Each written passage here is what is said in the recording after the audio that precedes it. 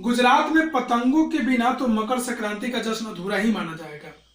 जैसे गुजरात है, वहाँ के ज़्यादातर लोग मकर संक्रांति में पतंगबाजी करना बहुत ज़्यादा अच्छा समझते हैं, ठीक है। और पतंग लोग ऐसा उड़ाते हैं कि इतने पतंग उड़ा देते हैं, लगता है जैसे सूरज ढक गया हो, ठीक है। इस दिन आसमान की ओर यदि नजर उठाएं तो शायद हर आकार और रंग रूप की पतंगे आकाश में लहराती हुई मिले। प्रत्येक गुजराती, चाहे वह किसी भी धर्म, जाति या आयु का हो, पतंग उड़ाता है। इसमें मकर संक्रांति में ये कोई जरूरी नहीं कि ये हिंदू धर्म का ही पर्व है, मुस्लिम का नहीं है। इसमें सभी धर्म के लोग क्या करते हैं, इसमें आनंद उठाते हैं और पतंगबाजी का मजा लेते हैं। हजारों लाखों पतंगों से सूर्य भी ढक सा जाता है। अगला पेज पे चलेंगे। कुमाऊं में मकर संक्रांति को घुघुतिया भी करते हैं। कुमाऊं एक क्षेत्र का नाम है भारत में, जहां पर मकर संक्रांति को घुघुतिया भी कहा जाता है। इस दिन आटे और गुड़ को गूंद कर पकवान बनाए जाते हैं।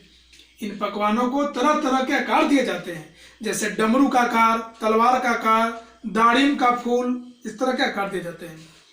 पकवान को तलने के बाद एक माला में पिरोया जाता है, ठीक है। माला के बीच में संतरा और गन्ने की गंडेरी पिरोई जाती है, ठीक है।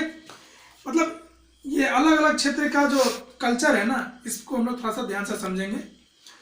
यह काम बच्चे बहुत रुचि और उत्साह के साथ करते हैं। सुबह बच्चे को माला दी जाती है। बहुत ठंड के कारण पक्षी पहाड़ों में चले जाते हैं। उन्हें बुलाने के लिए बच्चे इस माला से पकवान तोड़ तोड़कर पक्षियों को खिलाते और गाते हैं।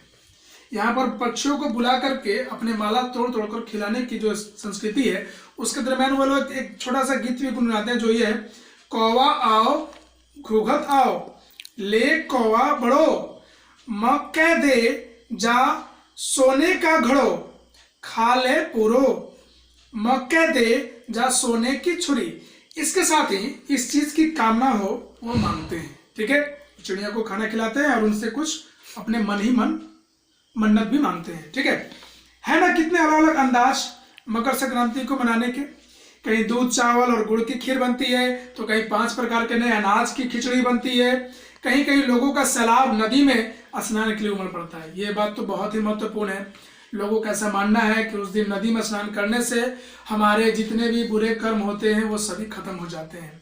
और उस दिन से सभी हिंदू धर्म का ये भी मानना है कि हमारी नए वर्ष की शुरुआत भी होती है। इसलिए वे लोग अपने नदियों में स्नान करने जाते हैं और भगवान की आराधना करते हैं, ठीक है। लोग ठंड से ठिठुरते रहेंगे, पर बर्फीले पानी में कम से कम एक डुबकी तो जरूर लगाएंगे, ठीक है। क्योंकि पूरे साल ना नहाओ कोई बात नहीं, लेकिन उस दिन तो नहाना जरूरी है, ठीक है। आप लोग घर में भी देखते होंगे, आप लोग अगर नहीं नहाते होगे तो मम्मी आपको डांटती होगी, ठीक है। तो हम लोग क्या करते हैं, उस दिन नहा धोआ कर अपने मकर संक्रांति का पर्व मनाते हैं।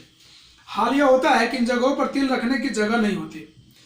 तिल से याद आया कि मकर संक्रांति के दिन पानी में तिल डालकर स्नान करना, तिल दान करना, आग में तिल डालना, तिल के पकवान बनाना विशेष महत्व रखता है। तिल मकर संक्रांति में, चूंकि इसे तिल संक्रांत भी कहा जाता है, तो तिल का बड़ा योगदान होता है, जो छोटे छोटे काले रूप में होता है, जो कि खाद्य फसल के रूप में उसका प्रयोग भी किया जाता है, और तिल से तेल भी निकाला जाता है, ठीक है।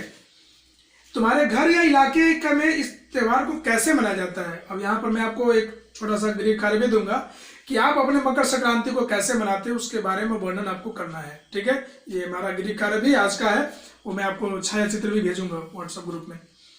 या तुम फसलों से जुड़े कोई और त्योहार मनाते हो, यदि तुम आपस में बात करो तो तुम्हें जानकर हैरानी होगी कि कई बार ये कई इलाके में रहने वाले लोग भी इस त्योहार को अलग अलग ढंग से मनाते हैं। अभी आप जैसे हासीमारा में रह रहे हैं, तो कोई बिहारी है, कोई पंजाबी है, कोई बंगाली है, तो वे लोग अपने अपने संस्कृति के हिसाब से अपने अपने इस त्योहार को मनाते हैं। तो इस पाठ में हम लोगों ने सीखा कि मकर संक्रांति का पर्व अलग अलग क्षेत्रों में कैसे मनाया जाता है। तो आज का ये क्लास, जिसमें मैंने पाठ 2 फसलों के त्योहार का सारांश बताया, यहीं पर खत्म होता है। आप इस पाठ को ध्यान से 2 बार 3 बार पढ़ें, इसके अंदर छुपे हुए क्वेश्चंस को, लघुदरीय प्रश्न को जानें, जिसकी मैं गृह कार्य भी दूंगा जो आपको करना होगा। धन्यवाद।